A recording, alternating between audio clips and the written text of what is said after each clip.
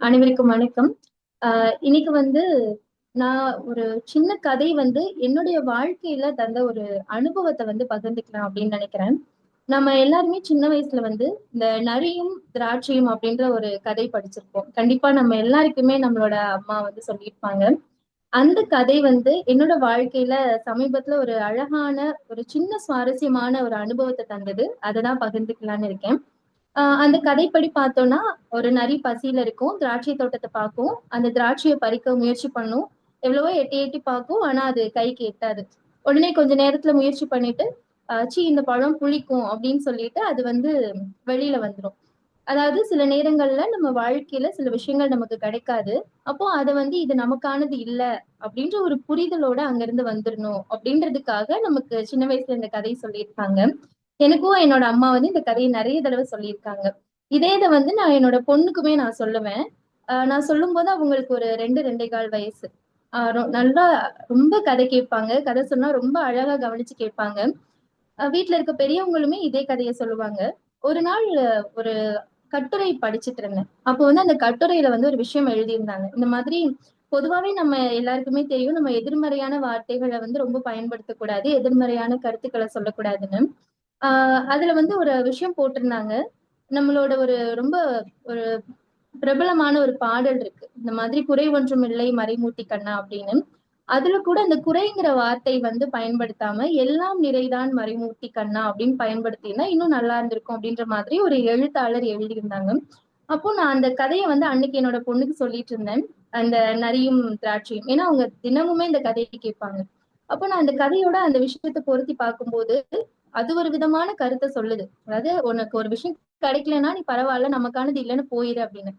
ஆனாலும் ஒரு விஷயம் கிடைக்கிற வரைக்கும் அதுக்கு முயற்சி பண்ணு அப்படிங்கிற கருத்த வந்து அது சொல்லாம மாத்தி சொல்லுதோ அப்படின்ற ஒரு எண்ணம் எனக்குள்ள இருந்தது.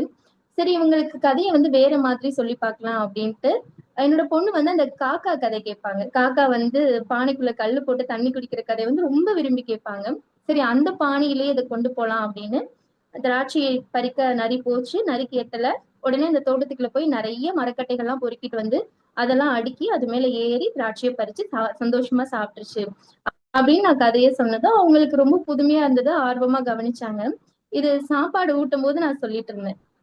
இது நடந்ததுக்கு அப்புறம் இந்த கதை சொன்னதுக்கு அப்புறம் ஒரு அழகான விஷயம் நடந்தது. என்னன்னா, அவங்களுக்கு அந்த 2 1/4 வயசுன்றனால அந்த கிறுக்குறதுக்கெல்லாம் ஸ்டார்ட் பண்ணியிருந்தாங்க.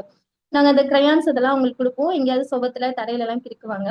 அது அவங்க வாயில வச்சுருவாங்க அப்படின்றதுனால, அலமாரியில தூரமா மேல இருக்கிற ஷெல்ஃப்ல வந்து வச்சிருப்பேன். இந்த கதைய கேட்டு ஒரு 1/2 மணி நேரம் இருக்கும். அவங்க என்ன பண்ணாங்கன்னா, ஹால்ல இருந்து ஒரு நாற்காலிய மெதுவா தள்ளிட்டு போயி, அந்த அலமாரிக்கு பக்கத்துல போட்டு, அந்த நாற்காலி மேல ஏறி அந்த கிரையான்ஸ எடுத்துட்டாங்க. இதுவரைக்கும் அவங்க அப்படி பண்ணதே கிடையாது. அந்த நாற்காலி மேல ஏறணும் அப்படின்ற ஒரு பழக்கமே அவங்களுக்கு பெருசா இருந்தது கிடையாது. ஏன்னா, அந்த 2 வயசுல தான் அவங்க ரொம்ப ஸ்டெடியாவே நடக்க ஆரம்பிச்சாங்க. அப்போ எனக்கு நான் ரொம்ப நேரமா பார்த்துட்டு, என்னடா பாப்பாவ காணோம்னு போய் பார்க்கிறேன். அலமாரியில வந்து அந்த கிரையான்ஸ சேர போட்டு எடுத்துட்டு இருக்காங்க. அவங்களுக்கு மழலையில வந்து அத சொல்லலாம் தெரியாது. நான் அப்பதான் அந்த பேச்சு ரொம்ப மழலையா இருந்த காலம். அத எடுக்கும்போது எனக்கு ரொம்ப ஆச்சரியமாவும், ரொம்ப சந்தோஷமாவும் இருந்தது. ஒரு கதை வந்து அந்த குழந்தைங்க கிட்ட எவ்ளோ பெரிய விஷயத்த கொண்டு வருது. இவ்ளோ நாள் அந்த கதைய கேட்டிருக்காங்க. ஆனா நம்ம ஒரு சின்ன விஷயத்த மாத்தி சொல்லும்போது, அப்ப நம்மளும் வந்து அந்த நரி மாரி முயற்சி பண்ணா, அம்மா வச்சிருக்க கிரையான்ஸ எடுத்துடலாம்ல அப்படின்னு அவங்களுக்கு தோணியிருக்குன்றது வந்து ரொம்ப ஆச்சரியமா இருந்தது. அது மட்டும் இல்லாம, நம்ம இப்ப குழந்தைங்க கிட்ட வந்து இன்னும் எவ்ளோ கவனமா பேசணும். ஏன்னா, அவங்க வந்து ஒரு ஸ்பாஞ்ச் மாதிரி நம்ம சொல்றதெல்லாம் அப்சர்வ் பண்றாங்கன்றப்போ, இன்னும் எவ்ளோ நேர்மறையா பேசணும் அப்படிங்கிற ஒரு விஷயமும் எனக்கு அன்னைக்கு தான் புரிஞ்சது.